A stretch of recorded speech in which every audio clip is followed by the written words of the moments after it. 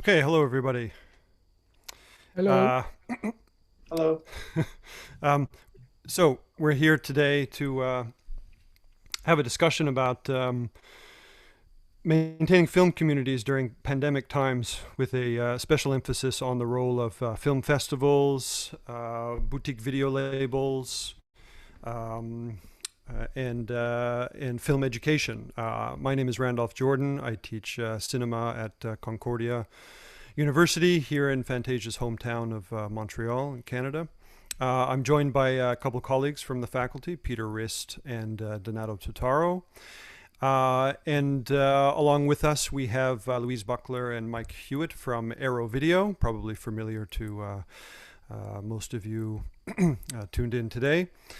And Chris Bavota and Lee Paula Springer, filmmakers behind festival hit last year, Dead Dicks, which is just making its Blu-ray release. Now I'm waiting for my copy. It didn't arrive yet, but I did pre-order, and I'm told it's coming.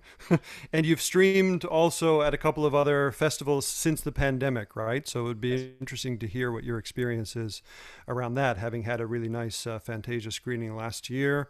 And now what's it like on the festival circuit now that everything's gone online? So I thought maybe to kick things off, we could sort of go around the room, so to speak, and hear a little bit about what it is that we all do, and some thoughts about how things have changed in the last 6 months or so. And just a note for people who are tuned in to the Zoom webinar, there is a Q&A chat window down at the bottom, and so I'll be monitoring that as we go. If you have a question, we'll try to read them out and at appropriate moments, but also some people might be answering them in the window, so we'll just sort of feel it out and see how it goes. I'm trying to get the gallery view going here. Right. So, yeah, I don't know, Peter, do you want to kick things off? And he's leaving. That's it. Okay, We're done. age before beauty, I guess. Yeah. So that's yeah. So I just had to close the door here. Yeah. So I'm a kind of a ancient film studies professor at Concordia University, and I also have attended every single Fantasia festival since it began in 1996. And my particular interest, I guess, in Fantasia has always been the Asian selections. So in its very first year, it was just Asian action films. Really, it was kind of a nice way to sort of kick it off. So that's one of my interests. I'm a big time collector, so I used to collect film prints. Most recently, I've collected some 35 prints for the university, which I've been able to show on my courses. But of course, what I collect now are Blu-rays and DVDs, much to my wife's dismay that I still do that on a regular basis. So that will do it for me for now. Thanks.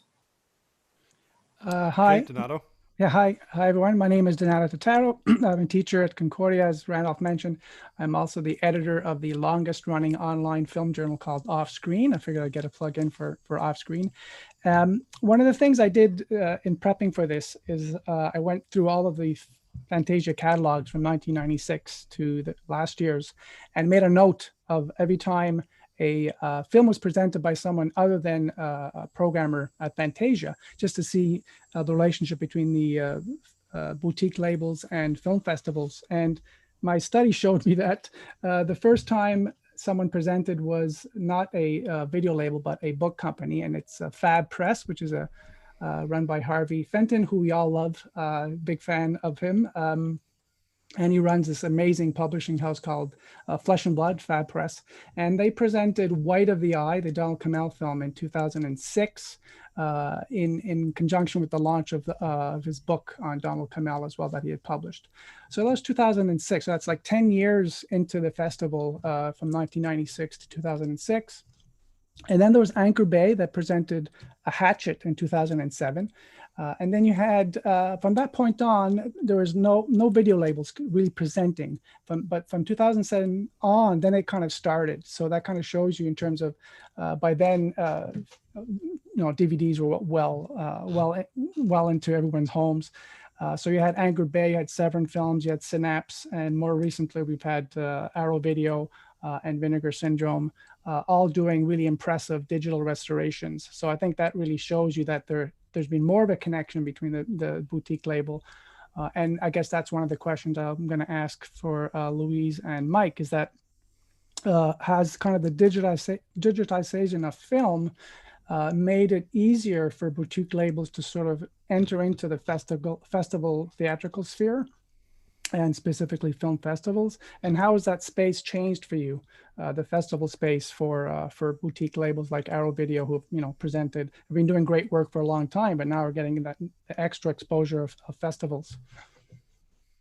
So maybe that's a general question for Louise and Mike, who know everything about Arrow Video, of course. Cool. Okay, well, I can quickly introduce myself. Hi, I'm Mike Hewitt. I'm the Director of Sales and Marketing for Arrow Films, including Arrow Video, Arrow Academy, and our other labels. So I look after all of the sales, from physical to theatrical to digital, across the UK, US, and Canada. And of course, we've been one of the sponsors now of Fantasia for the last 3 or 4 years, and I've been thrilled to have come over for the last 2 years as well. Finally made it over to Fantasia a couple of years ago. And yes, as you say, yeah, we are looking to get, we're a label that is very much wants to be part of the festival community, not just because of screening our restorations, but the added publicity it can give us, the opportunity to have stalls and to meet our fans on the ground. So yeah, it's been a good partnership, and we're very pleased with it. Lou, do you want to introduce yourself? Yep. So hi guys, I'm Louise. I'm the Senior Marketing Manager here at Arrow. So I work across the marketing department and also help manage our festival and events appearances. We started doing kind of festivals and Comic-Cons and events like that about 5 years ago. We started off in the UK and then we slowly migrated across the pond into the US and Canada. And in relation to your question about moving to digital, for us, it's definitely opened doors. As you all know, print is expensive to ship, it's heavy, and it often gets damaged. So a lot of the time when we're sub-licensing titles, we get access to the negatives for restoration, but then if we want to make them into our own prints, that comes with a cost, or if we wanted to use the original prints to show at a festival, that comes with additional negotiations with the licensors and the rights holders. So having our own digital restorations just makes it a lot easier to just send it over and let people enjoy it. Just a related question, because in my notes, you guys did Reanimator in 2017 and Blood and Black Lace in 2018, 2 of my all-time favorite films. So how do you decide which film you present at this festival? Do you, like Reanimator, did that play many different festivals in 2017? Or is it a question of the programmer asking you, or do you solicit these new releases to different festivals? How does that relationship work? It really depends. So it depends on the festival. With this one, we'll work with Mitch and the team quite closely. We'll find out kind of what they've got scheduled. We'll find out what we're working on. We'll always speak to our head of restoration, James White, who can give us a really good idea of what's going to be brand new and looking great that we can offer out. We usually do it that way. Or if someone's got their ears to the ground and they know that we're working on something, they'll sometimes come to us and ask if it's available. So it really just does depend. Okay. And maybe Lee and Chris, you want to speak a little bit to Okay. what? Yeah. I'm Chris. I'm Lee. We are, I guess, a filmmaking team, but we've also been going to Fantasia together for about 13 years. I've also been going since 1996. Back then I had a lot more hair, so people don't usually recognize me. But last year we had the world premiere of our first feature film at Fantasia. And since then, we played at a lot of festivals around the world, and most recently took part in some online festivals. So during the traveling of our film, the world kind of shut down, and festivals had to kind of make a transformation and go online if they wanted to keep them going. Yeah, so we kind of squeaked in at the end of one era and are kind of here at the beginning of another. Mhm. We're also married, so that's why we're not socially distant. Yeah. We've been quarantining together for 6 months, and we're still married somehow. That's impressive. We're hanging on by a thread over here. What is your so Dead Dicks has played in well, this festival, but other online festivals. Have you noticed much of a, like when you're traveling to festivals, there's cultural differences, you know, whether you're in Korea or Tokyo or Italy, you're going to experience this different culture, the organization of the festival. One of the things with this is that you're seeing, like when I see Mitch, he's always sitting in the same place. You know, these people are sitting in their homes. So I'm wondering, what sort of differences are you finding across different online festivals? Like where are the differences? Is it in the organization? Is it in how, you know, fans relate to the interactivity? If you can maybe speak to that a bit. Sure. So obviously the biggest difference is the kind of, although there is an audience, we're not there to hear it or be in it or participate. I know a lot of filmmakers, when they you know, they can't stand to sit in the screening during their films. I always do it, and it's like stomach churning, but I'm like, how is it, what's the room like, how is it being received? And so that element is gone. It's like really a guess. Mm-hmm. And depending on your level of anxiety, it goes like you're happy about that or you're less happy. But that's the main obvious point. Mm-hmm. But I feel like with the organization, because the festival isn't having to focus on the logistics of bringing in filmmakers from all over the place and making sure, you know, like they're all set up and all that stuff. What it seems to be from us, from our perspective, is that the festivals have put a lot more emphasis on the films and the filmmakers and promoting them differently, I guess. Like we ended up taking over Instagram accounts and stuff like that, where we had a lot more of a social presence for the online festivals than for the ones that we went to live. I guess they just expected us to interact with the audience that way. Okay. So it's been different. That was a question I was going to ask you guys, actually, how you were finding that difference, because we've just had also this weekend in the UK, the Fright Fest, which has been 3 or 4 days. And Justin McConnell's Clapboard Jungle screened a couple of days ago, and you know, Justin's great, and he got fully involved with all of the social media and all of that interaction, and I could see he was getting quite a lot out of that social interaction there. How have you found that sliding? Yeah. It was actually quite fun. The little, we did an Instagram takeover for CUFF, for the Calgary Underground Film Festival, and the whole family got in on it because our 2 kids are home from school. So then we like filmed an intro, all of us, all 4 of us together, and then we did all this kind of fun stuff that was I mean, we never would have had the opportunity otherwise. We wouldn't have thought of it. Yeah. So that was really rewarding. Yeah, and so I think it's obviously a different approach, and for us, you know, spending a lot of time on social networks and those types of apps has not been something we've really been too familiar with. So getting some time to do that and understanding how it could benefit us as filmmakers and benefit our film was really interesting. So, you know, it's like the whole digital experience was forced upon us, and it presented a lot of opportunities that were completely different.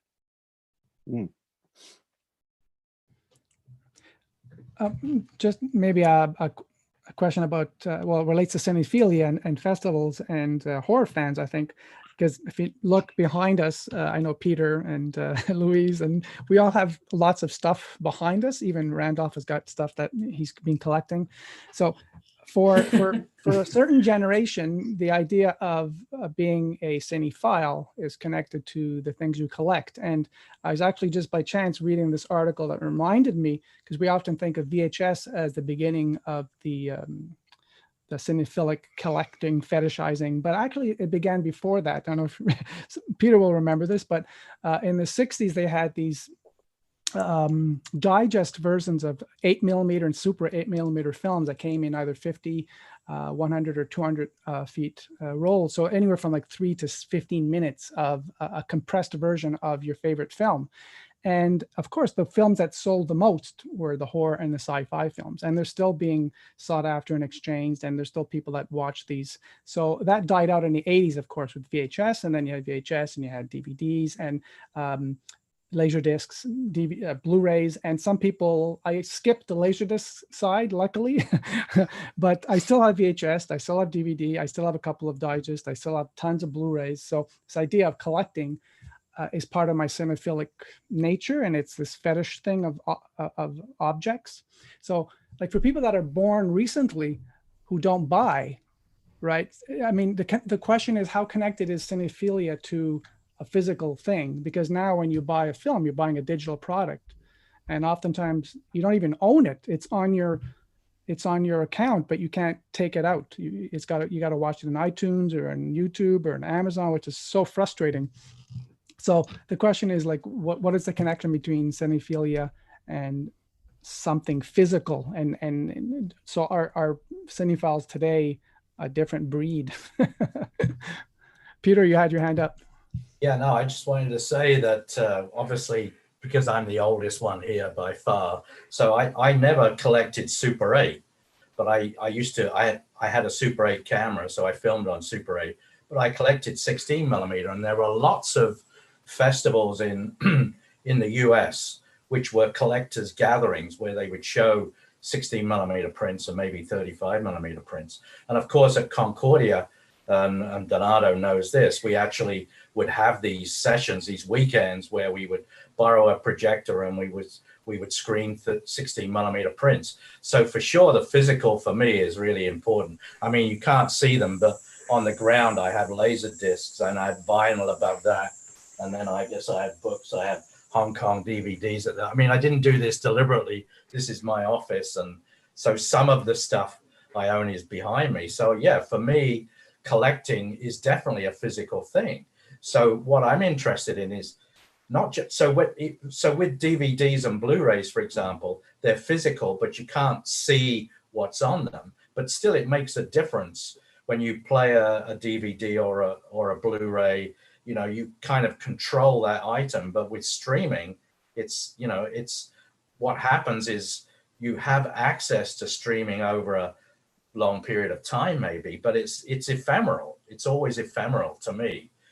Anything that, but I even have I guess, yeah. And so that's all I need to say at this moment, anyway.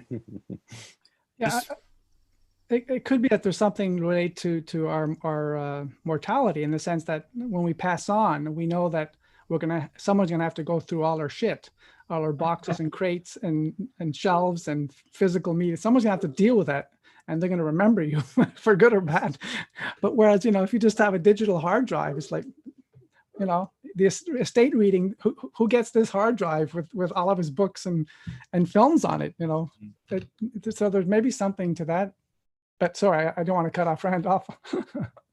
No, definitely the physicality. I think there is a connection to be made between liking physical objects and our own physicality as human beings. I know a lot of media theorists and stuff have thought about that.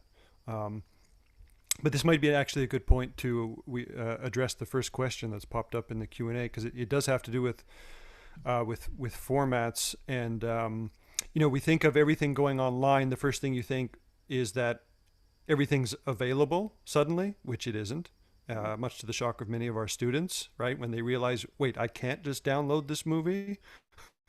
Why can't I get this movie? Why can't I get this book for free? Why do I have to buy text, right? Not everything is actually online.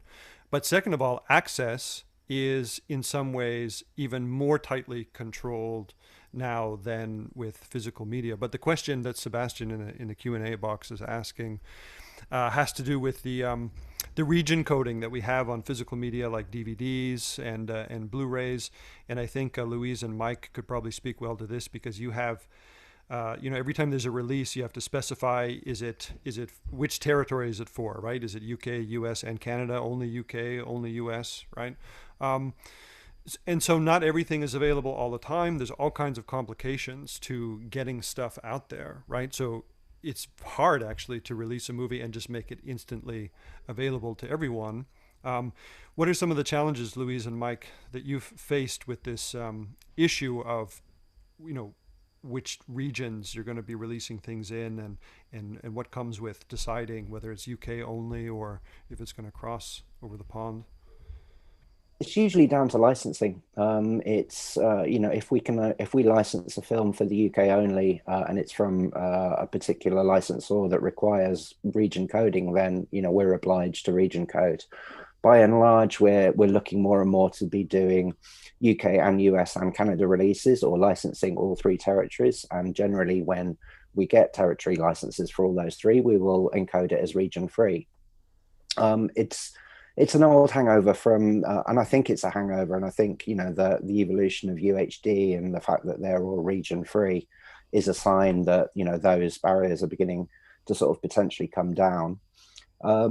But equally, is it really a hindrance? I think boutique labels are beginning to become, I think, a lot more collaboratively. We're beginning to work closer together. For instance, the Flash Gordon restoration that we did recently was a collaboration between ourselves and Studio Canal. So I think these hurdles can often be overcome. Yeah, jump in, Peter. Just unmute myself. Yeah, so I buy from the UK all the time. Now, unfortunately, the sort of high-end multi-region players like Oppo have sort of gone out of business, but the lower end stuff, I mean, I just have to type in a number to change the region of Blu-ray, and for DVD, I don't even have to do that. So I regularly buy from the UK. I buy from Arrow, and I just made an order from Arrow and Indicator, Masters of Cinema, BFI, just about everywhere. And I just don't even think about this anymore, what the region is, whether it's region encoded or not, because players, it seems to me, it's very easy to either fix the player so it'll play everything. And I just, on this point, I just wanted to encourage anybody who might be listening in or watching in, who buys through Amazon UK in particular. I want to point out they don't pay tax in Britain. Buy from Arrow, buy from BFI, go directly to the source. And of course that applies to the US as well. So, we have to use Amazon sometime. I mean, I have Canadian Amazon Prime, and it's really useful, especially now with the pandemic, in getting something really fast. If you need something really fast, I guess you pretty much have to do Prime. But otherwise, please, buy your discs from the source, from the manufacturer, from the supplier. That's my message of the day, I guess. Lee and Chris, do you have anything you want to say about the deal that you struck to get your movie out on disc? The deal? I don't know if I want to say anything about that, but we had a really nice sales agent. Yeah, well, when the one thing about having that kind of like I guess human interaction back in the day when we played at Fantasia was we actually got to meet a lot of different distributors and sales agents, and that's how we kind of connected with somebody who took on the film, and then they were able to go to all the different markets to sell it to different territories. On our own, we would never have been able to do that. And at the time, no one really knew what the film was. So before the screening at Fantasia, there was really no interest. After the screening, everything changed. And then once we were able to kind of get into the hands of some distributors and sign some deals, it took some time, but it was almost a year to the day that the Blu-ray and DVD came out in the US through Artsploitation. And I think they are partnered with Kino Lorber, and so that's who they go out through in the States. And that disc pretty much came together just with stuff that we happened to have on hand. Like we had some behind the scenes stuff and a few things we had recorded and a commentary that we did just ourselves on our computer. But then when we sold to Raven Banner, which in Canada, Raven Banner is kind of like the go-to distributor for genre films, and I think a lot of filmmakers that make their movies independently in Canada often go through them, and they reached out to us to inquire about adding more features to the disc. And so it was something that was shocking to us, but I guess if you're making a disc and the manufacturing cost of a disc is the same, whether or not, you add an extra slip cover or a CD or something like that, it's negligible. And so they had a price that they wanted to spend, and they said we could do all of this for that price. If you could get certain things cheaper, then maybe we could do more. And so we called friends who were illustrators and talked to people who might be willing to help us out, and put together this kind of special collector's edition that, I think if you are a collector, like a lot of the people were saying, it's just like you like having that physical thing in your hand. And even for myself, like I buy a lot of discs, and when I open a disc and I just see the disc, sometimes I'm pretty disappointed. If there isn't an insert or something extra in there, even if it's like, oh, a reversible cover, I like to have some type of surprise when I open it. And so the idea that we were able to do that with our own film was very exciting for us. It's also like hugely creatively rewarding. Like I love films. This is another level of like, I see you all with your, but when the folks at Raven Banner were like, do you have an artist that you like? And we were like, well, yes, actually. And then we got to be a part of all of that. It was just like hugely rewarding. And so like collecting, if you are a collector, I think the region lock really doesn't seem to matter, because you will just get whatever you want from wherever you want. Now, of course, regular people buying things aren't too aware of that, and maybe they keep themselves limited to the region they live in. But a collector will always go above and beyond. When I was younger, we used to have to flatten a cover for Terminator 2 and send it to the States, and then they would stick like Cannibal Holocaust in it and then mail it back to Canada for us, so collectors will always find a way. I remember those days well. Oh, sorry, go ahead, Randolph. Well, it's a good lead into the relationship between these kind of collectible media items and community, right? Because that's one of the things that's bubbling in the air now with everything moving online. Where is the fancy artwork and the extras and stuff in all of this streaming content, right? Like sometimes you can have access to behind the scenes videos or whatever, but you don't get the box, you don't get the pictures. And a brand of cinephilia is very much about collecting, right? There's another branch of cinephilia which is very much about experiencing the film in the theater. And I think there's a very interesting way in which festivals bring those two worlds together, right? You get a lot of people sort of crawling out of the basement, putting on the sunglasses and going out to see this movie in the theater, right? And then maybe buying something at the Arrow table or the various merch tables, or straight from the filmmaker's hands in some cases, or getting the poster or whatever, right? That really helps build a sense of community. And I'm wondering how the pandemic now is affecting that aspect of it, because we're all just staying home now, and if you are buying things, probably it's coming to you through the mail, and this sort of box just appears at the door, and you've lost that sense of the tangibility, right, that you get in the festival environment. I don't know if anybody has any thoughts on well, that. Honestly, sorry, the first thing that happened when I heard that Fantasia was canceled back in Not June. canceled. Well, when it was originally said they weren't going to do it as they regularly did it, I called up Albert, my friend, and our producer, and I was just like, that means there's not going to be an Arrow table this year. That's true. That was one of the first concerns I had. Myself, Nora, and Lou were all very disappointed. I know. Yeah. So I hopped online right away and pre-ordered a bunch of stuff that I knew I was going to want to watch.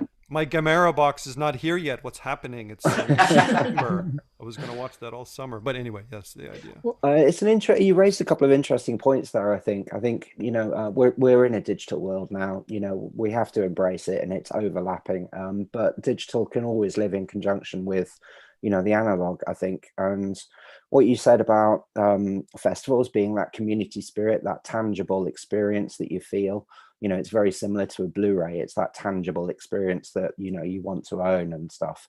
But I think there's a coexistence, and I've been really pleased this last few days just looking in on Fantasia and looking in at Fright Fest over in the UK, how this community has embraced this, albeit maybe temporary, digital avenue or exploration into what can be done. And I think there's a lot of positives that can come out of it.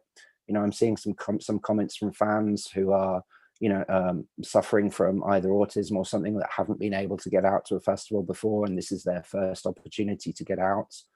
So I think, we're in a world where we've got to coexist with the digital world, and at Arrow, we definitely see our physical, releases as the main focus, and they always will be.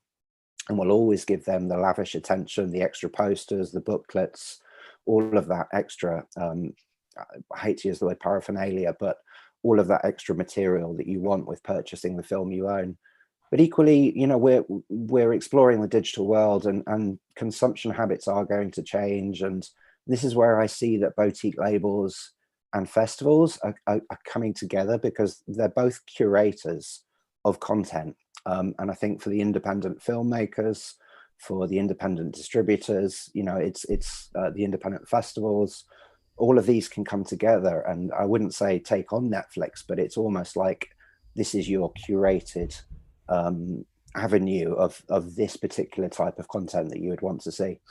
And where we go forward from here, and I hope Fantasia and all the festivals come back physically, and I hope there's a subsidiary digital arm to it that can hope maybe even expand that audience, expand that community, and grow the engagement. Yeah, I'm just wondering why, with the physical disappearance of, or hopefully not, but why can't digital also recreate that kind of fetish aspect? I mean, when you get digital releases, why don't you also include commentaries, extras, DVD, documentaries? Why isn't there art? Because one of the things that's lost with the physical, and that's when you were talking a minute ago, Lee and Chris, I thought that is that there's this whole spillover industry of people losing work. So you talked about the artists. So you're doing a physical media, you have to hire an artist to create your artwork. You have to hire someone to write the liner notes, write a review, contextualize the film. There's the physical stuff that you're purchasing as well. So there's this kind of an industry that's sort of also losing out, writers and artists and producers of plastic. So why can't there be at least some of that stuff on the? So when I buy a digital version of something, why can't it include at least all the other stuff that comes with the Blu-ray and an art? I have one of my favorite artists, is a British artist called Bill Nelson.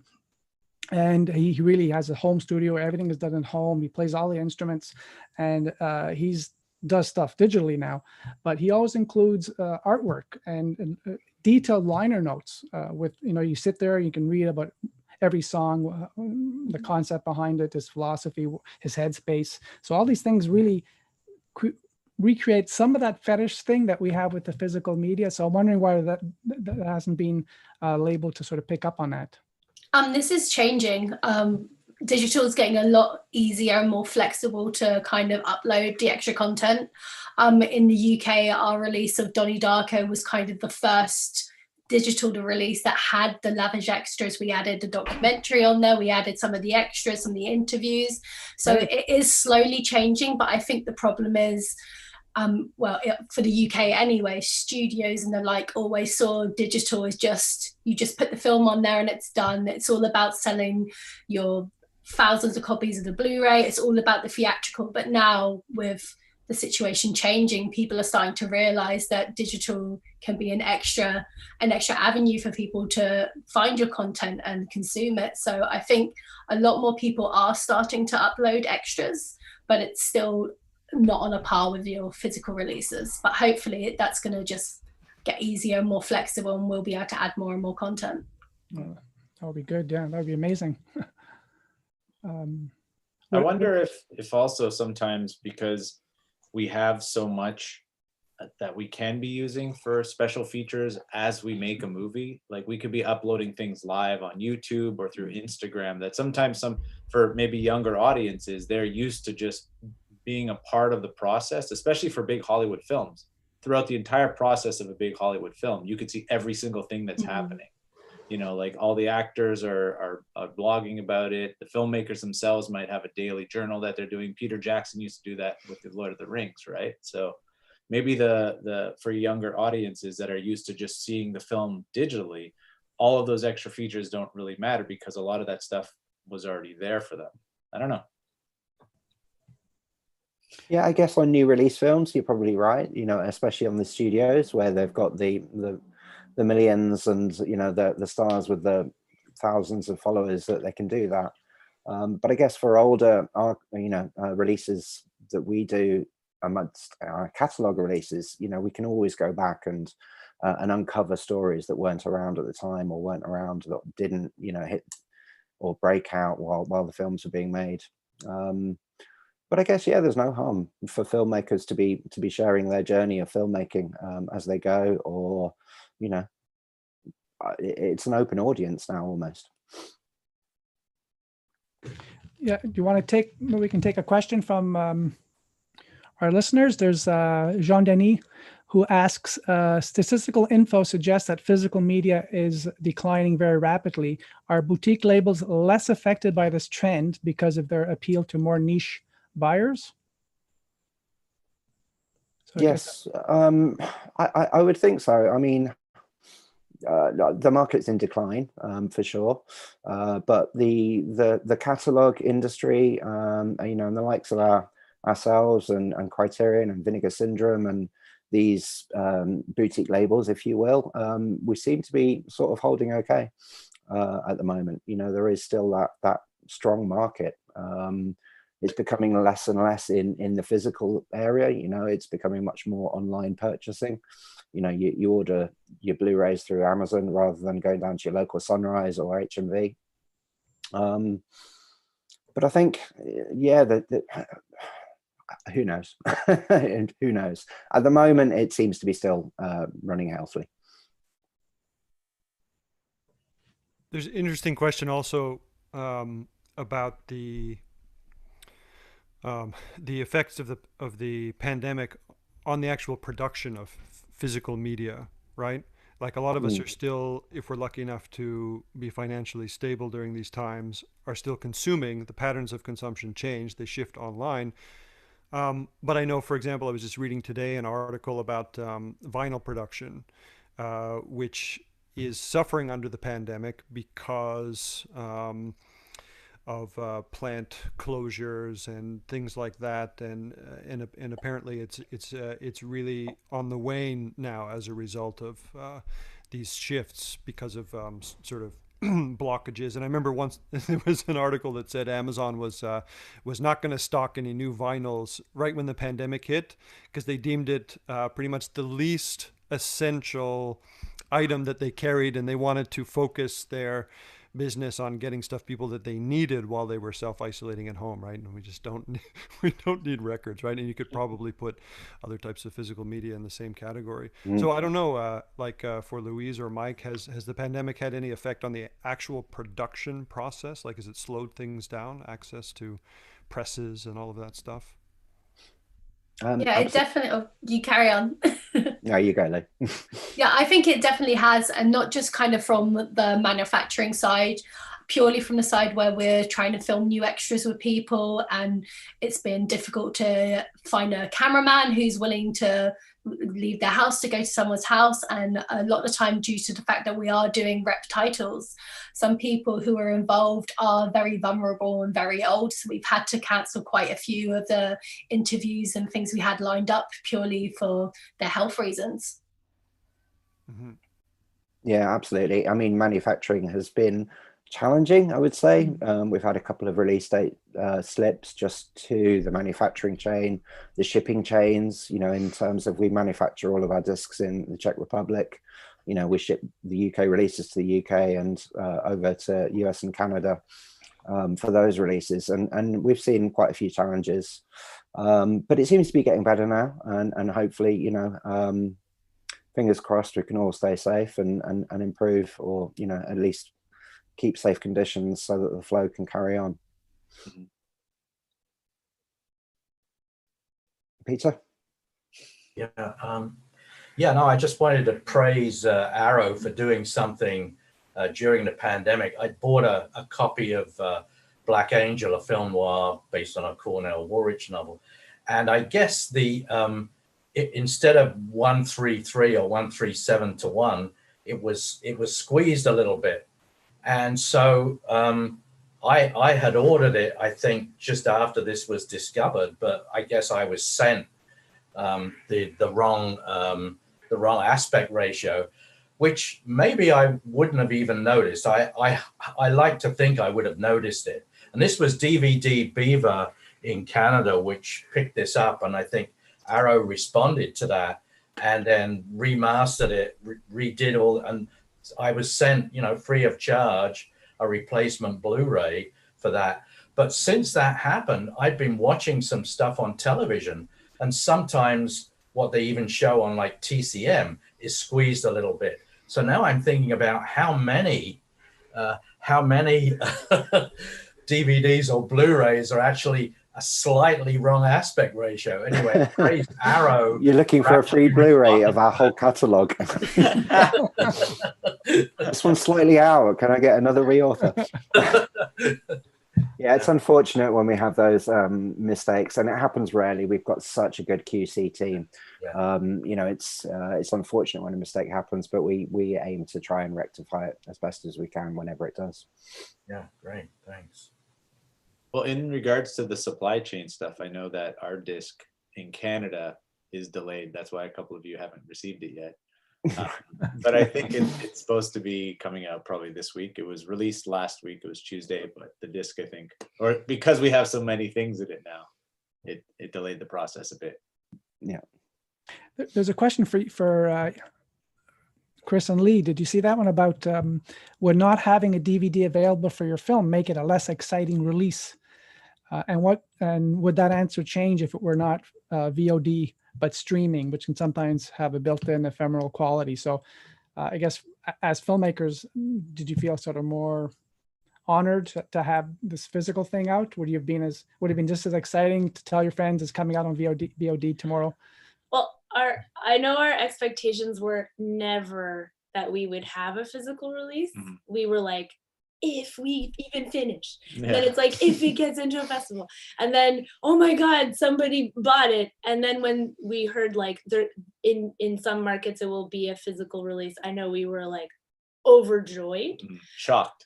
Yeah, like it just, so obviously by the joy, like it was, we felt like we had reached another kind of level, I suppose, And I also think that we probably wouldn't have gotten as many reviews of the film post the festival tour if we didn't have physical copies, because Artsploitation sent out tons of copies to different blogs and sites and reviewers and stuff like that. So when it came out in the States, there were unboxing videos on YouTube. There were chats like this where people were like for 30 minutes were just discussing our film. And I don't think the same attention would have been given to it if it would have just come out on VOD. Because some of these labels, they already have a fan base. So like even like with Arrow, Vinegar Syndrome, a lot of labels people are just dedicated to. So whatever they put out, they pay attention to. And a lot of these labels, some of them are into restorations and older films, but then as soon as Arrow pays attention to a new movie, people get introduced to those films and trust the like curation of the label itself. And I think the same thing happens when you put out a physical disc today. It's like your film has slightly been curated in a way. And so receiving that disc might already make you pay more attention to it. Yeah, that's something I've noticed in my own habits. It's really frustrating my the way I categorize things on the shelf, because I used to do it either alphabetically by title, or if I had a lot of films by the same filmmaker, alphabetically by the name of the director, right? But now with Arrow and Vinegar Syndrome and Criterion, it's right. You sort of feel like you want to keep all of those ones together now, and especially if a label is known for a certain kind of content, then you can sort of say, oh, I feel like watching an Arrow film tonight or a Vinegar Syndrome film tonight, and you sort of know what you're in for that way, right? So you want to keep them together almost like a genre, but then it's really difficult because I also have a section for Japanese film. Arrow does a lot of Japanese releases, right? And so I'm just going, where do I put my Arrow films? Somebody help me. I don't know. You just buy multiple copies of each one. Everywhere. Exactly. Yeah, there you go. Yeah, I remember video stores used to do that, right? If you like What Wow, I remember they had the same films, like they had a section by director, but then you could find the same film also. So if it was a documentary in the documentary section or the genre section. There you go. Yeah, that's not wallet friendly though. We've been experimenting with a couple of different release models, just sort of trialing a couple of things, and a lot of some of our films that played at Fantasia, like Michigan Monster, Zombie for Sale, Jesus Shows You the Way to the Highway. We've trialed releasing, because we've now developed our own subscription video on demand channel as well, on Apple TV in the US, and Amazon and Apple in the UK.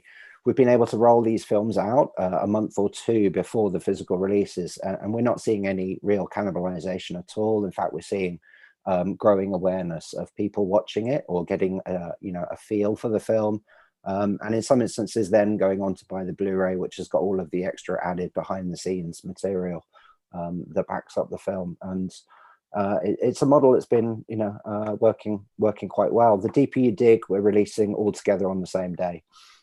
That's going to be in October. So we're just sort of testing the water on how these release models, work for both new release and catalog titles. But wonder too, like if it's totally different audiences, so you just sort of expand in a way. Like I know, like my 75-year-old auntie called us very excited because our movie was on Bell On Demand. And it was really cool, but I would never, like, I don't have cable, number one, but it would never occur to me to be like, I'm going to rent a movie tonight and like go through the Bell On Demand. So not that she would normally rent our movie, but she recognized it. But, like she's not collecting cool Blu-rays, like, so is it just where you're just hitting more possible eyeballs? Like, For sure, I would think. I think so. Yeah. Yeah, Peter. Yeah, I just wanted to congratulate.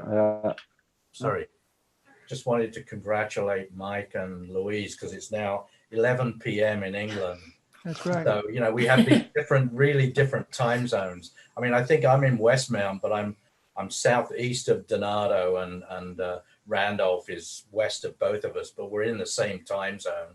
So anyway, we didn't do that when we started out. So even though I have an English accent, I am actually in Canada. Sure. Fine, I'm running on tea. I've got lots of tea to keep me awake, so it's fine. Well, since you brought up the release model, and of course, Arrow has a film, the Jellyfish, Sting of Death, the Jellyfish movie. Do you want to talk a little bit about like how it's still available on demand until Wednesday at the festival? If anybody hasn't checked it out yet, do you want to say a little bit about what that restoration was like and how it's playing?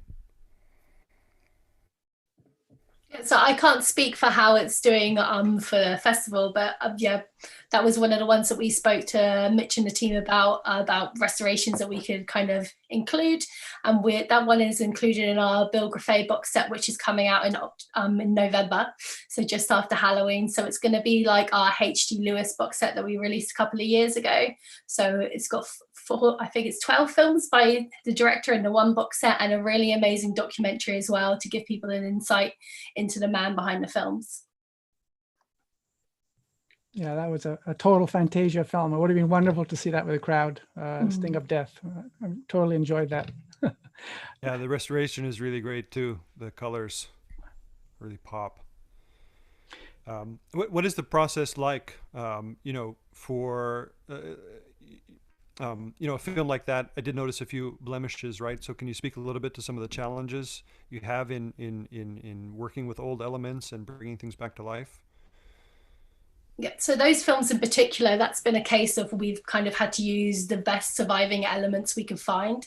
So it is a case of you can see a little bit of film damage in places. We've had to use various different elements to kind of stitch together these films. And James White from our restoration team has done the Lord's work, just going through all of the available footage and just kind of making them shine and making these films back to life. If it wasn't now, the elements would probably just rot and these films would be lost and they wouldn't be able to be restored to such a high quality. So you did restoration, not on the print, but a digital restoration, or actually working on the print?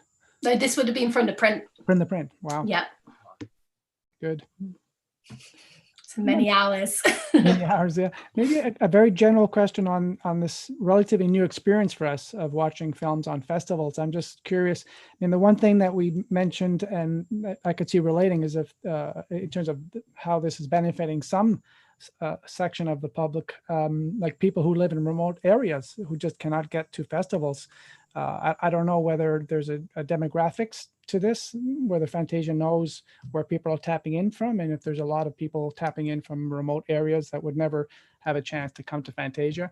But is there any part of this experience, and clearly we all feel that we want to be physically in the seats, but it's just not possible this year. But is there anything that could make this experience better, like going forward? Let's say this became the new reality. Is there anything that you would miss from this part of the online experience if we went back into the regular theaters next year or 2 years' time, or anything that you prefer this way than the old way? I know Peter's not going to miss anything. Yeah, go ahead. Peter, what did You're on mute. You're on mute, Peter. Peter, mute. Unmute. Yeah. Yeah, see, I keep muting myself because I'm afraid you're going to hear things in here. So yeah, so I don't think I'm a big risk taker. I think I'm a I think a calculated risk taker. So I've been, since we opened up here in the Montreal area, I've been to the cinema 5 times. I've been to an art cinema 3 times, which is a very small 55 seats, and so they limited that to 16 seats, but there was never more than 12. And it was very, very safe. You had to keep your mask on during the screening.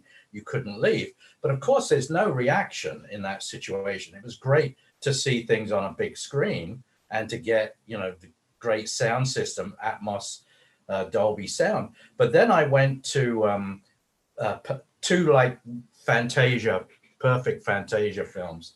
Peninsula, which is the follow-up to Train to Busan.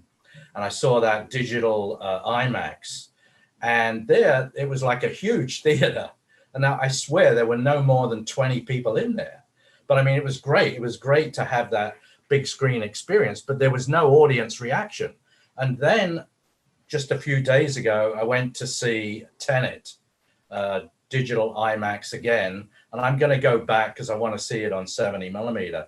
But that was a much bigger crowd. It was still very safe.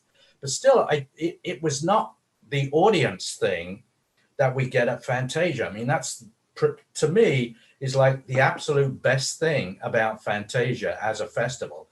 Is totally an audience event, and you would change your mind about films seeing it with that audience, and I know filmmakers are really sort of admiring of the kind of audience reaction there. So the other calculated risk I took was to go to a jazz club here in Montreal. I mean, a small venue, but still it was socially distanced. And that was great because of the audience reaction. And in fact, the pianist who played there, Marianne Trudel, she's like this great local jazz pianist. It's the first time she'd appeared in public in 6 months. And she was so excited to do that, even though she had a pre-existing condition and she wore not just a mask, but a visor as well. And she was thrilled to have that audience reaction. So this is kind of, to me, it's one thing to get the big screen. It's another thing to get the audience. And this is where I think the best festivals come in, where the audience is so important. Even the audience is even more important than the big screen. So that's my 2 cents worth on that one, I guess. Yeah, completely missing the social side of the festivals or conventions or, all of these. It can't be replicated in the way that, you can do it on digitally. Not just the fans engaging with filmmakers, but fans engaging with fans, filmmakers with filmmakers. There's a whole myriad of those wonderful social conversations that go on. That kind of I miss. I like the fact that there's panels. There's a lot more time for panels, with a digital environment. The Q&As can go on longer with the filmmakers. There are some elements there that, could be ported into a more digital environment. But I think, there'll be learnings and there'll be mergings moving forward for sure. I think for Fantasia, I think it's been great that it's been open to all of Canada. So of course, there are always people that were going to travel to Montreal for the festival, but some people have never managed to get out here, that this is their first time they've had access to it. So I think it maybe have opened up the festival to eyes that would never have seen it before. So I think there are some pros to it. The panels for sure. Anything that is available online for other people to watch. So if this panel goes online afterwards, that was something that was never available before. And there's always been great panels like during the Frontier market and stuff like that. And so I think that could be really, really beneficial moving forward to have this type of interactivity that is available permanently. I guess it'll be interesting. Yeah, I mean, to some, if you pop into the Discord platform, the lobby platform area, you'll see that in some respects, there's actually more socializing going on between strangers, because you have these people reacting to a film, giving their two cents worth, and then other people reacting back to that. And that's creating something that you don't get in the physical, because when you're there physically, you go out and you talk to your friend or friends, but that's it. You don't really, then the next day you don't know what the other people thought about it. So I think I like that part of it, that it actually has this kind of a longer spillover effect. And I agree that these Q&As, not because this one per se, but the other ones I've seen were really, really good. The panels were really, really good. There were like the level of discourse is quite not what you would normally expect in a Q&A at the theater. So that I think I like that, and the fact that they're going to be there, so that there are often panels that were going on at the same time. Or close to, or film in the panel, but you can just watch the panel asynchronously later on. So, and after the festival's over, I can come back and revisit some of these, and the ones that I haven't seen, I can kind of create my own little post Fantasia festival by seeing films I haven't seen and listening to the Q&As. So I think it's beneficial in some respects. I like those aspects of it. So you got to weigh the pros with the cons, I guess. So I'm not completely disliking this version of Fantasia, I must admit.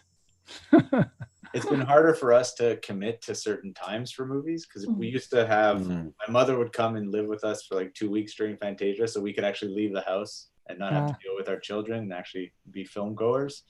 But now that our kids are running around, when a movie starts at 7 o'clock, they're like, oh, they got to take their bath, they got to do this. So we end up missing more films this way. The on-demand section has been amazing, but the scheduled section is a bit more difficult.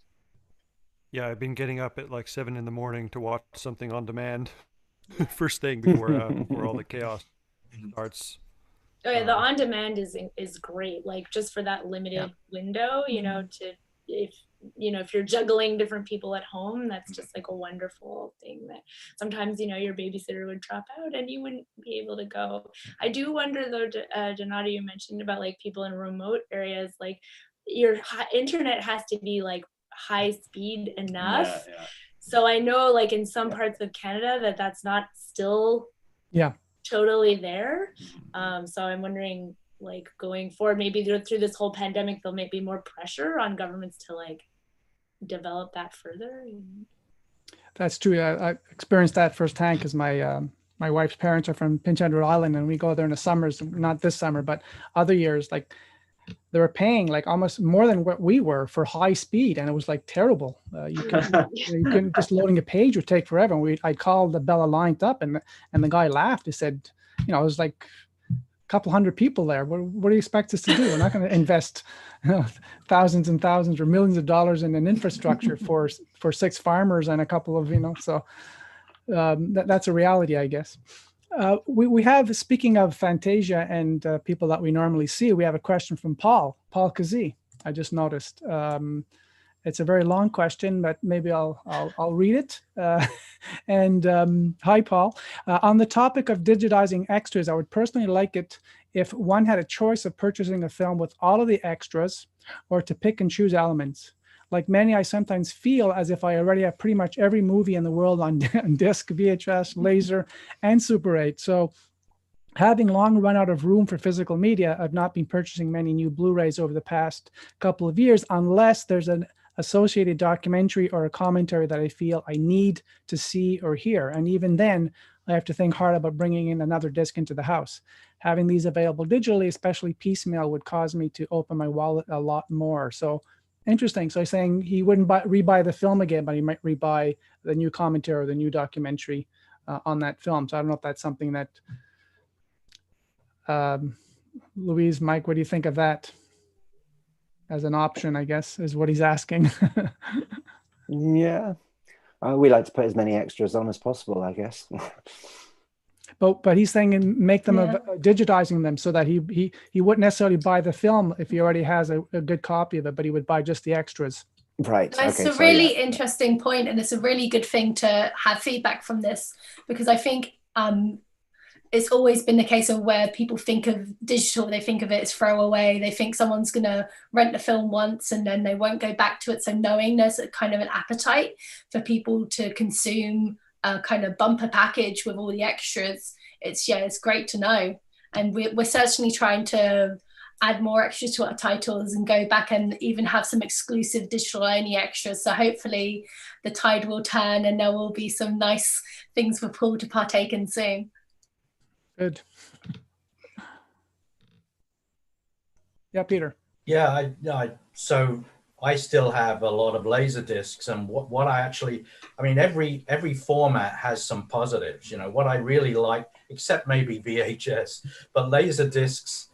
If you got CAV, and you could actually watch frame by frame. You know, that's something that's never been replicated in Blu-ray. And I'm wondering, like, why do we need, 4K UHD? What next? 8K? I mean, why? This is a problem I have with big tech, is that, we're always, like Bill Gates' idea, he wanted every child in Africa to have a computer. Well, it never happened because computers are too expensive and they keep upgrading them. I mean, every child in the world does somehow have a cell phone, but this is my big problem with the digital world, with big tech.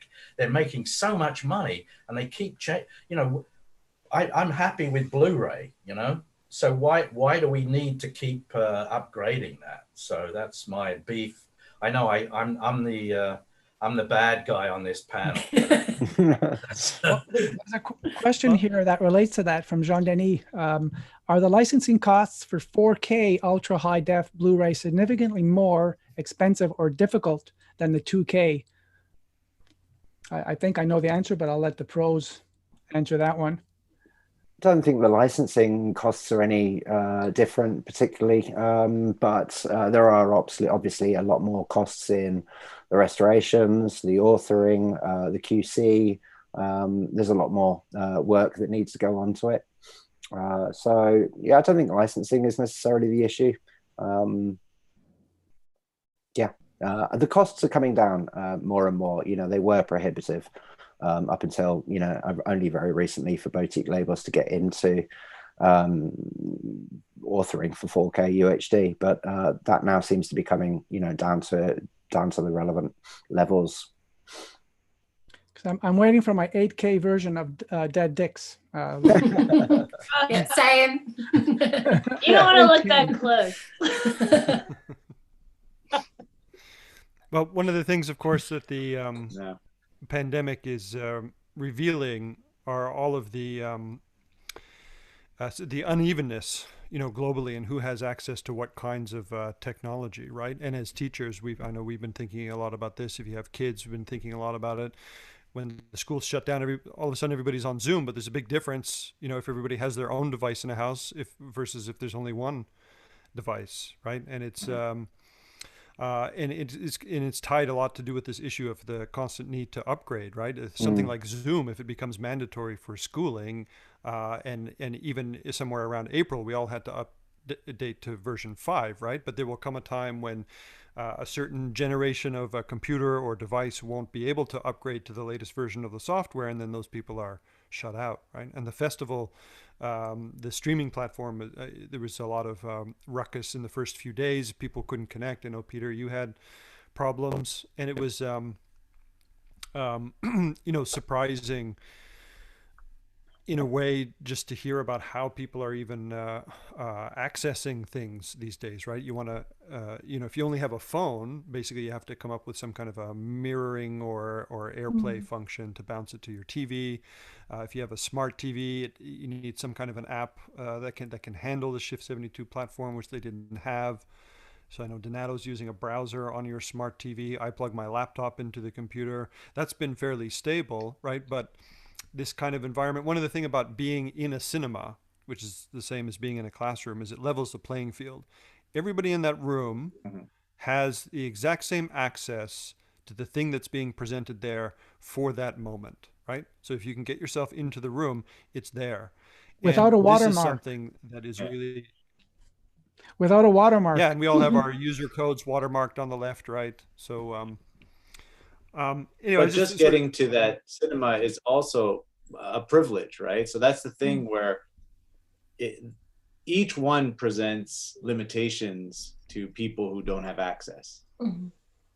Not everybody lives in Montreal. Right. Not everybody can get downtown to go to Concordia at that time to see the movie. Yeah. So we listened to a thing last year or the year before, and it was a Quebec filmmaker talking about how everyone talks about going to see movies in the theater. But for myself, and maybe many of you, growing up, most of the movies I saw was on TV. That was the only access I had to some movies. But we kind of talk about the cinematic experience as having something more and having more value, maybe even like to go see it on a 70 millimeter projection as opposed to a digital projection, or a 35 millimeter projection as opposed to a Blu-ray. But in reality, it's just like not all of us have that kind of access, and no one is kind of a better way of experiencing a movie than the other. Really, experiencing a movie is experiencing a movie, like reading a book, Well, how many great classics did I actually watch in a library with the headphones on, in at the little Concordia console, Library? Maybe not the ideal experience. Yeah. But. I mean, I'm an analog guy, I guess. I just love film and sort of, I have memories of being a child and being in a cinema, and you see smoke in the light beam. And I must have watched nitrate prints when I was a kid. I'm that old, but I'm able to travel to go to different festivals. So this is how I'm really, really lucky. So one festival I wanted to talk about very briefly is the Nitrate Picture Show, which is in Rochester, New York. And it's at the George Eastman Museum, used to be George Eastman House. They only show nitrate prints. And I swear, if you've never seen a black and white nitrate print, you've never actually seen the silver screen. I mean, Mitch will agree with me on this, because he and I have both seen Casablanca on nitrate. It's like, whoa.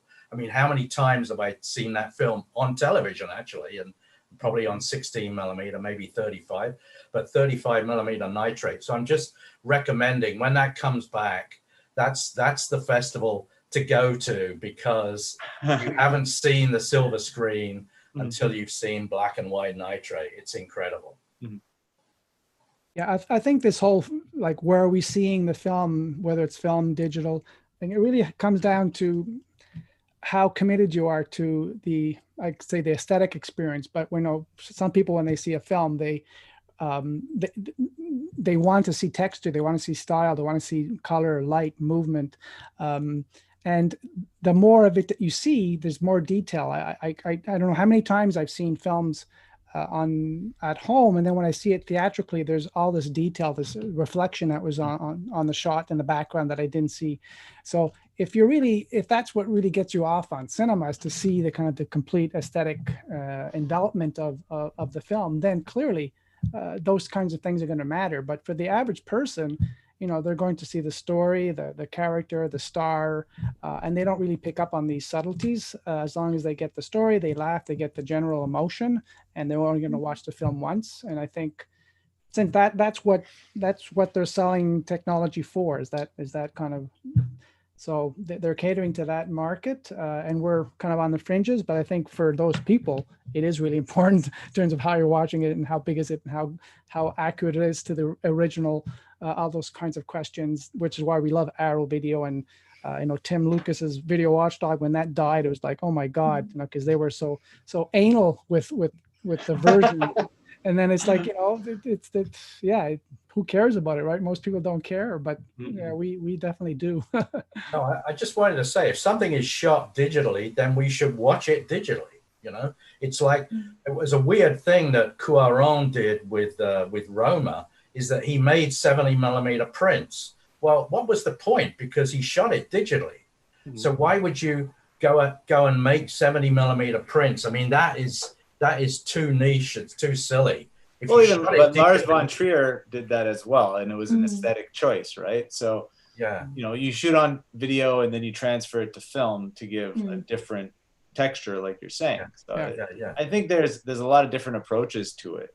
Same thing as anything shot on film. Right now, you'll be transferring it to digital. Yeah, it's like if a book was written by a quill, I don't need to see it printed that way. I'm okay with the digital print of it. Yeah, well, no, I mean, Godard says it doesn't matter. It doesn't matter if it's a really, even if the color is gone red, it's better to see it like that on a VHS tape than to not see it at all. But anyway, I just think that, the originality of something, if something, it's good if we can possibly see something the way it was meant to be seen. Yeah. That's my point. Sometimes too, it was only meant to be seen that way because of the limitations of the technology, right? I was just thinking that sometimes the movies that you loved from, like, you rented on VHS as a kid, and you're like, this part was so scary, and now it's crystal clear, and because it used to just be sort of muddy and brown, and you'd be like, I don't even know what's in the background, and now it's crystal clear and less scary. But William Friedkin talked about how he is in love with digital, and he would hate to go back to shooting on film because there were so many limitations for him as a filmmaker with film itself, and how it was, limiting him on takes or shots or budget or whatever it was. And whenever people talk to him about his old films, and like Quentin Tarantino was talking to him about The Exorcist, and he's like, just take the print. I don't want this. I'm never going to watch this 35mm print of The Exorcist. The colors are bad. It's horrible. I'd rather watch it on Blu-ray where it's been remastered and it looks exactly the way I want it to. So I think sometimes, you never know. But okay, so this is a question for Arrow personnel. Is that the digital remastering, when you go back and something is being remastered, which is on 35mm, especially with the color correction. I mean, I have real problems with something they actually did on Kino Lorber, is that they had a transfer of a 35mm nitrate print, and that was put out on Blu-ray. And I had seen the nitrate print, and I thought it was great. But somebody decided, the colors are not good enough. We have to remaster it and do another version. Well, the new version is nothing like the original. But people like the hotter colors, brighter colors. Anyway, so my question is, in terms of when you're remastering something which is old, you can't possibly, work with the original cinematographer or the director. I wonder how you deal with that. Again, it's a kind of case-by-case basis, and we're obviously in the business of remastering and not revisioning, because no one wants to see that. So a lot of the time we are quite lucky, and we get to work with the cinematographers, we get to work closely with the directors, and they've kind of got footage that we can use. If unfortunately everyone's passed or they aren't available, we will kind of go back to every version of the film available, scrutinize that, and kind of work to make it the truest and best representation possible. So people who saw it when it was originally available will see it again and be happy rather than horrified, like you were with the films well, that you've seen. I know one film in particular, which probably everyone is aware of. I don't know, Black Narcissus, Michael Powell, Emmerich Pressburger. For years and years, that was incorrectly remastered in terms of color on video. But Jack Cardiff, just before he died, the cinematographer, worked with the BFI, I guess, and so finally they got it right. I know that because I'd seen a print.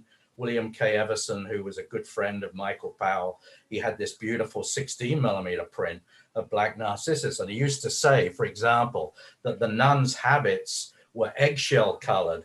And what you used to get on the VHS and the Laserdisc and the first DVDs was a kind of a gray blue color to the nuns' habits. So these things are like really important. And so I actually got annoyed with this Nothing Sacred, it was the film that got remastered and is now on Blu-ray, and it's wrong. So anyway, that's, yeah. But I'm very happy with what you do at Arrow and Indicator and a lot of other places. I actually think, I'm okay, so I'm English, I guess, but I actually prefer what's done a lot of the time in Britain to what's done a lot of the time in the US. I even have problems with Criterion, even though we all love Criterion. But sometimes I find like Masters of Cinema do a better job of things than Criterion do in terms of these old films and getting the look right and the colors and so on. Anyway, that's sort of, I'm sorry, so you should just cut me off and because I'm the wrong guy. Well, if you want to bring it back to the upgrade game, maybe Louise and or Mike could settle this once and for all. If we're wondering what the point is of 4K, 8K, and so on. I mean, we've been playing this game for decades now, where film 35 has always had inherently very high resolution, right? And no home video format has gotten close to it, replicating what it actually is there, the information in the frame, until now. Right. Yep. So would you say that 4K finally gets it, or do we need 8K just for that? Like at what point will we stop seeing more of what was actually in the original film? Do you know what I mean? 4K is going to be it for old films. I think that's the peak of blowing up a 35 mil. Sure, you could probably blow 70 mil up to 80K, 8K. But I think the future of 8K isn't going to be old films. The future of 8K is going to be sporting events, and that type of audiovisual entertainment, nature photography or satellite photography or whatever. I think, for older films, 4K is pretty much going to be where it's going to top out, I think.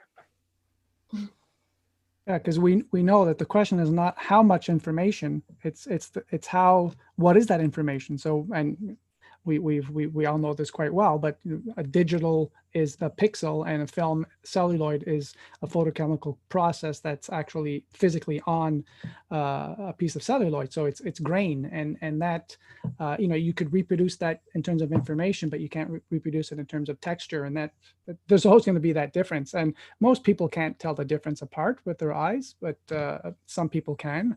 I don't know if I'm sometimes sometimes I'm fooled, but that is, we're just never going to see that again. Well, there still are filmmakers that do it, that are religiously devoted to celluloid, Christopher Nolan, for an example. But so hopefully that'll never die out. So it'll be like Soylent Green will be Edward G. Robinson in that little room watching the last celluloid film before it disintegrates in front of our eyes. But yeah, and also if I remember that, and this again, Mike and Louise could speak to this, but isn't the case that sometimes, since there are different mediums, and whether you're watching it on a screen of 30 inches, which used to be huge, 60 inches, they sort of adjust for color, for brightness, for assuming that when you're watching that on your TV, you'll be watching it with maybe with lights on, the lumen strength won't be as high. So when you see something in the theater, it's all dark and the light is much brighter. So kind of do the same thing in everyone's living room, they bump up the lighting, the contrast maybe a bit, maybe the light a bit. And I won't go into these settings that are just horrendous default settings on TV, this true motion or whatever they call it, where they just make everything look like a soap opera. For a while, I went over to people's homes that I knew well enough, and I would go in and change that setting just because I just couldn't bear to watch it.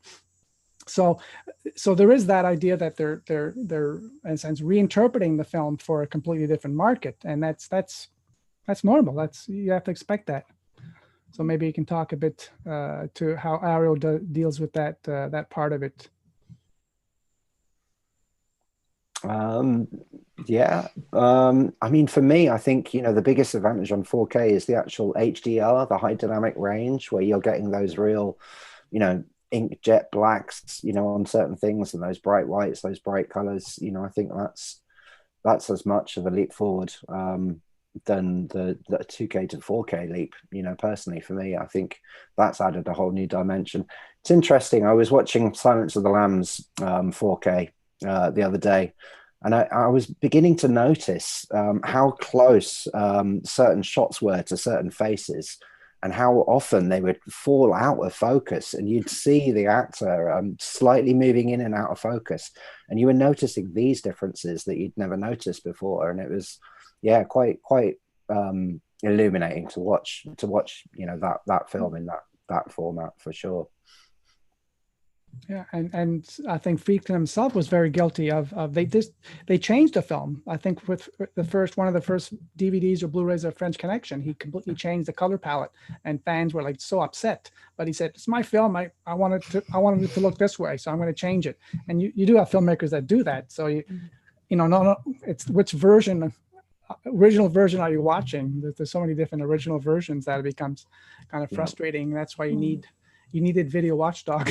Well, I think, as Lou says, we try and work with people as closely as possible. And, we work very closely with Friedkin on Cruising, and, the upcoming Crash that we've got. We've had Cronenberg and the DP supervising this one. So, yeah, as long as we can work with the filmmakers to preserve, what they wanted it to look like, then, yeah, I think it's fine.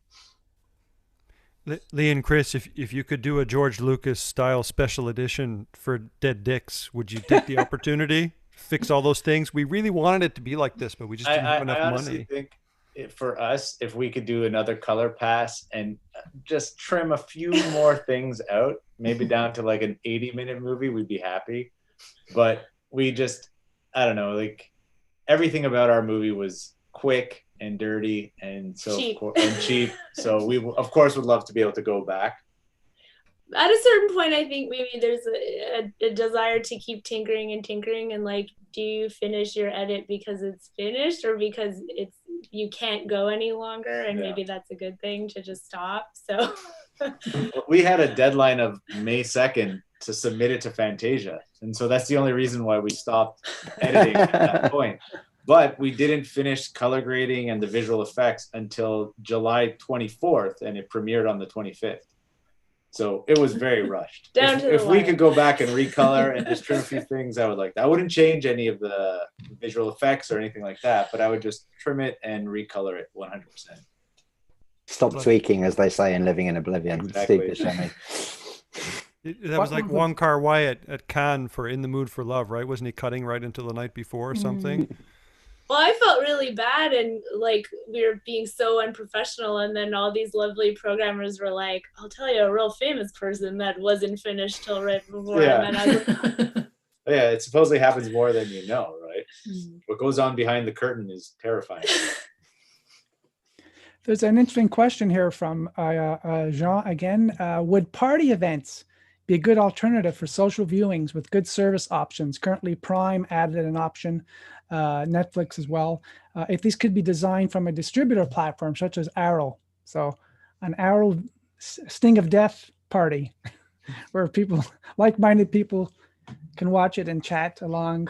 That's something. Totally, absolutely. We've trialed a couple of tweet-alongs and screenings and stuff like that. And I think that this is the way forward, and it's about creating appointment to view, almost in the way that a festival does. It creates that appointment to see that film at a specific time with a specific group of people that you can interact with. So I think party events and screenings will become more common for sure. And especially if you can work with a festival or the filmmakers to get involved in a Q&A or to get involved somehow, I think, that's going to become more common for sure.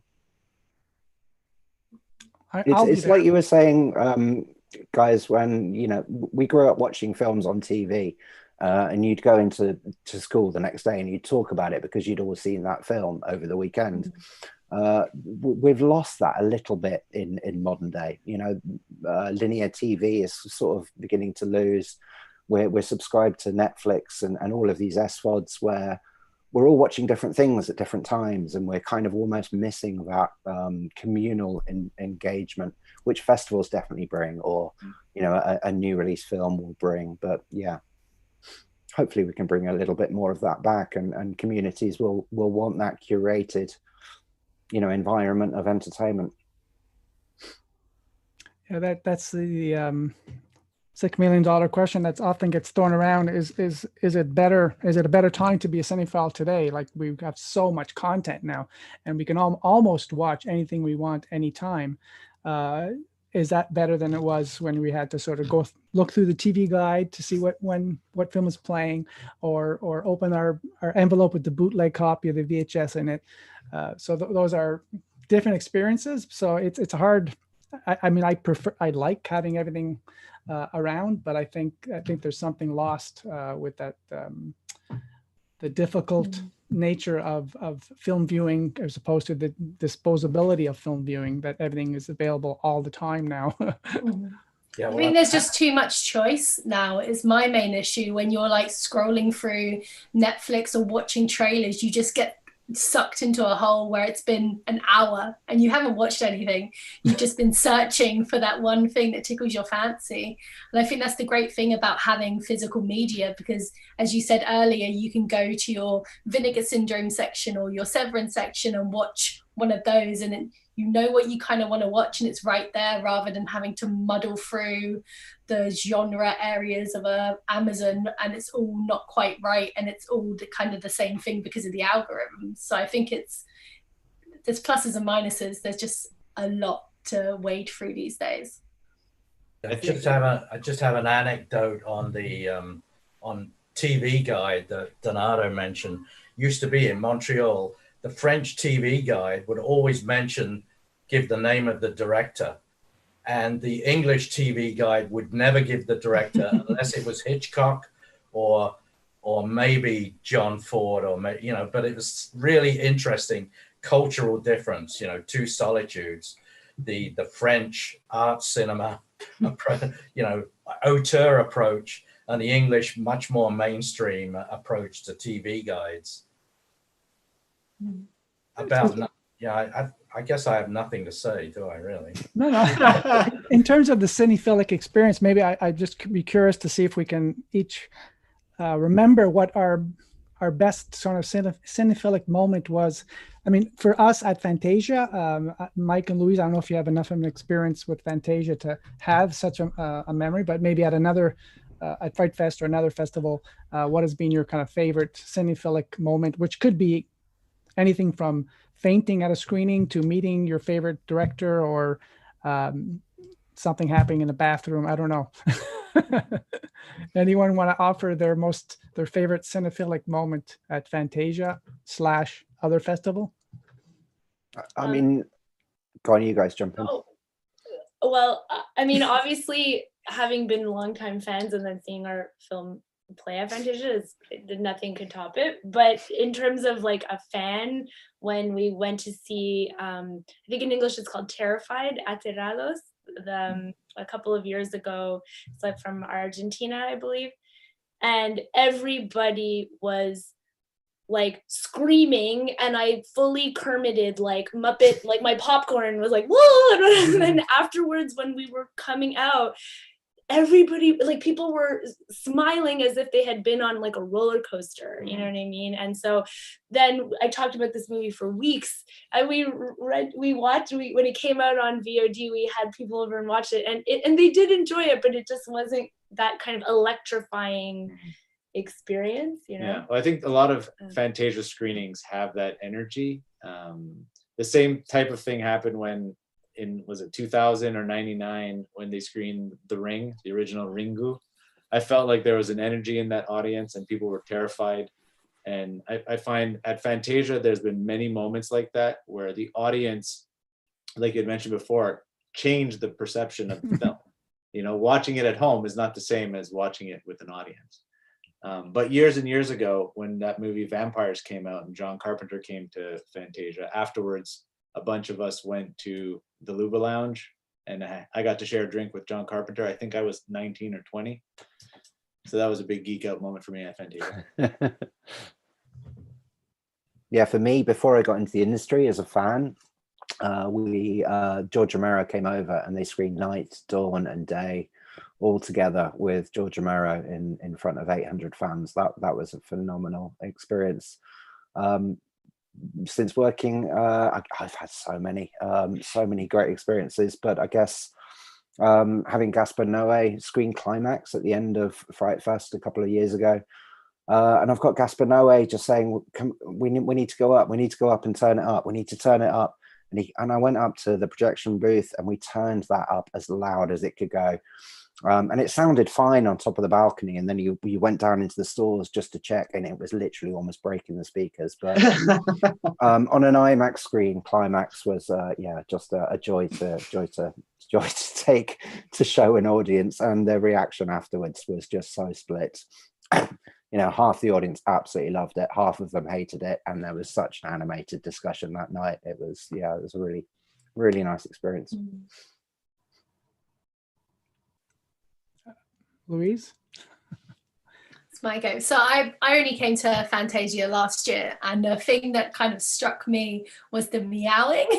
I've never been to a festival before where people are meowing, so that was really wild, and it really kind of sucks you in straight away to kind of the communal experience, which I really liked. I thought that was fantastic. And then one of my kind of experiences, I guess, at a festival, which I really enjoyed, is way back when there was a screening. I don't think it's part of the film festival, but this is one of my most cinematic experiences, I guess, when I was about 15. In the UK, films are rated, so if you're under 18, you can't go to see a film, even with a parent. And me and my sister decided it'd be a really great idea if we went to see Gaspar Noé's Irreversible. We were both underage, so we kind of just like hung around at this art house cinema, waiting until everyone had gone in, and brought tickets and kind of snuck in. And it was just such a weird experience. Like, it was a full house. Afterwards, when the credits start rolling, it was just silence. And everyone was just kind of, no one moved. Everyone just sat there and kind of just was letting the film wash over them. And it was horrific, and it was like horrifying, but it's an experience I always remember, but just for the pure kind of effect it had on a whole room of people. Like, no one would move.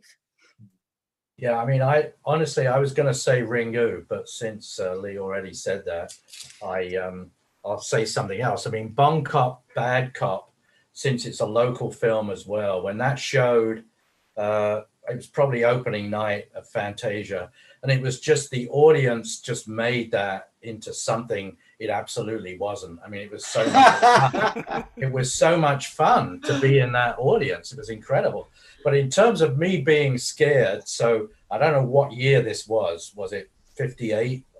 The original Christopher Lee Dracula, which in England was called, I think, The Horror of Dracula. So when you were underage in England, what did you do? You went to see Bridget Bardot movies and horror movies, because that's what you were not allowed to see. And then we would drink in pubs.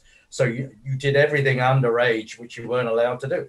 But Dracula scared the shit out of me. I mean, that was just like, you had to see that. Like, when that film was released, it was like, whoa, this was something else. That's my Fright Fest anyway. I mean, in terms of making a film into something that it's not. my the the standout audience moment for me at Fantasia was Calamari Wrestler, I think, from some years ago. Japanese rubber suit. I mean, it's a wrestling movie, so it's got all of that, but it's a rubber suit movie. It just couldn't have been more perfect. I mean, the director was in tears afterwards. He said to the audience, he just never expected people to be cheering like it's a live wrestling match and everybody's totally dialed in. And that's something that's lost now because his latest film is also playing on demand, the seafood monster battle, or I forget exactly what it's called. And you know, I watched it and with the kids, and it was enjoyable, but you just can't replace that when people are just like screaming and hollering at a rubber suit wrestling movie. I mean, it's just insane. That's the kind of thing. And if I had seen that movie on video, you know, back when it came out, I probably wouldn't have thought that much of it, but it's turned it into one of my favorite movies. And I'll rewatch it now and I'll appreciate it through that experience that I had, which just would not have happened if I had just sort of seen it by itself out of context otherwise. I think it's my turn. I've had lots of Fantasia moments, but I'll maybe pick one because it involves Arrow Video, your restoration of Blood and Black Lace, which is only a couple of years back. But it was, I was watching it. It was at the Cinematheque, actually. So it wasn't actually, which is kind of Fantasia, but not the Fantasia space. But the person in question is a local film critic, Elie Castel. We know him quite well. And I know he's passionate about Italian Mondo films and Italian Giallo. And for all the years we've known each other, he always talks about Blood and Black Lace and Se donne per l'assassino. It's, you know, his favorite film. So when he found out that it was playing in this new 2K restoration, he went to it, of course, and I went to it. And I happened to be sitting pretty much, I think, next to him, where he was behind me. And we're sitting there, the curtains open up. He comes over and he puts his hand on my arm and he says, as soon as Carlo's music starts to play, I think I'm going to start crying. And he did. He started crying the second Carlo Rossichelli's score came on. I was like, amazing. Wow, that's pretty passionate. That's it. So it's not only indirectly relates to me, I guess, but I thought. Thanks, Donato. I was there for that screening. That was a wonderful screening. Great. And Nora, our brilliant QC and production manager, introduced it in a red suit. Yeah, that has my favorite credit sequence. I mean, talk about brilliance to have. The film is called Se donne per l'assassino, so it's telling you that there's 6 victims. And not only that, but in the credit sequence, what he does is he positions all the characters that are going to be in the film, and the 5 of the victims, because the 6th victim is one of the characters.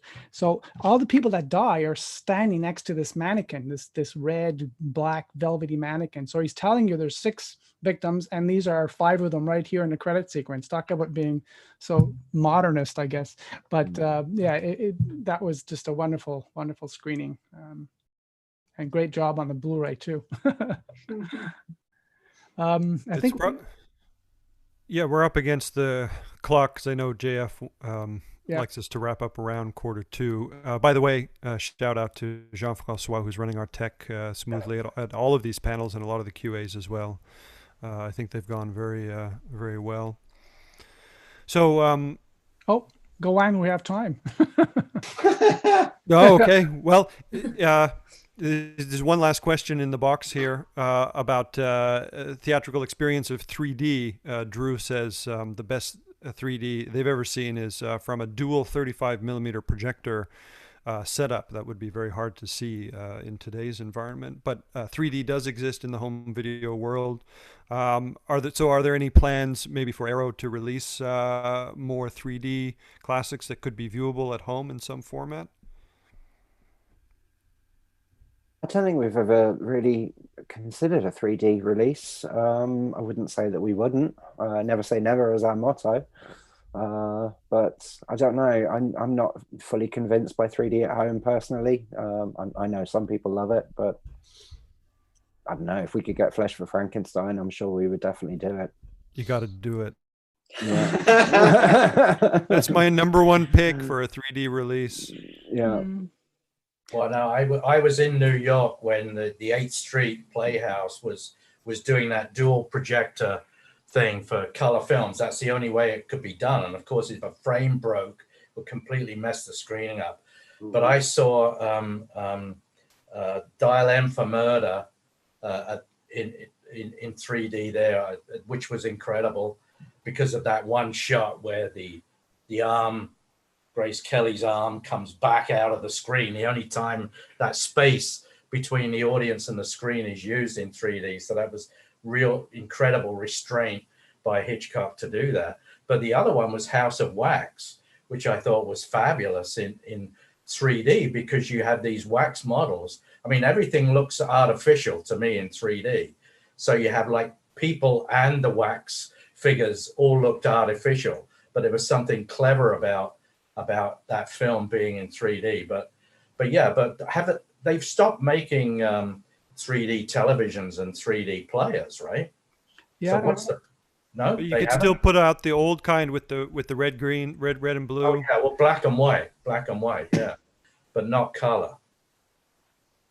Yeah, I think companies have stopped producing 3D televisions, and that's why I don't want to get rid of mine. It's really frustrating how for a while they were just saying everybody go out and buy your 3D TVs and your 3D Blu-rays and DVDs. It's the best thing since sliced bread, and then they just stop it. They stop production of 3D televisions, and I personally think I don't do it every night, but when I do it, it's actually quite an experience. We have these very good active glasses, and I think the effect is quite good. So I'm kind of frustrated that they just stopped producing the TVs because it means they won't be producing any new media, I don't think. So hang on to your plasma 3D televisions if that's what you have, because it's still very good quality. I guess let's see what Avatar 2 brings. There might be a whole resurgence. Yeah, isn't he doing like all like a 4 at once or something right now? 3 at least. Yeah. James Cameron in production on Avatar. I think there's 3 at least. There's got to be something special tech to it, hasn't there? There's Drew chimed in. Film Forum has the 3D 35 projector. It's incredible. No ghosting. You can see for miles. So I guess if you live in New York City, I think Doug Buck goes there a lot. So if you're lucky enough to be close to New York City, you can take advantage of 3D 35, I guess. Timeout? Well, no, I think we've finished, right? Sure. Finish. We can stop. I think we can put a stop to it, I think. Some people have movies to go to. Yeah. 7 o'clock, that's right. Yeah, that's true. The 7. We don't want to impinge on the 7 o'clock block. So. Right. And there's Small Gates Drama tonight, which we should all try and make an effort to see. That's usually a highlight. So I'd like to just thank you all for being here, and nice meeting you, Louise and Mike. And next time you're here, we'll have a drink for sure and talk about your latest release. And Lee, Chris, I'm waiting for the 8K version. Huh? We're going straight to 16K.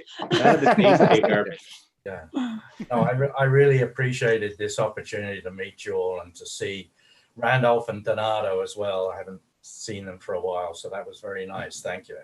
Thank you so Thanks much for having having us. us. Thank you. Thank Thanks, you. everybody. It was lovely to meet you all. Yeah. Thanks. Thank you, guys. Thank It's you been all. great.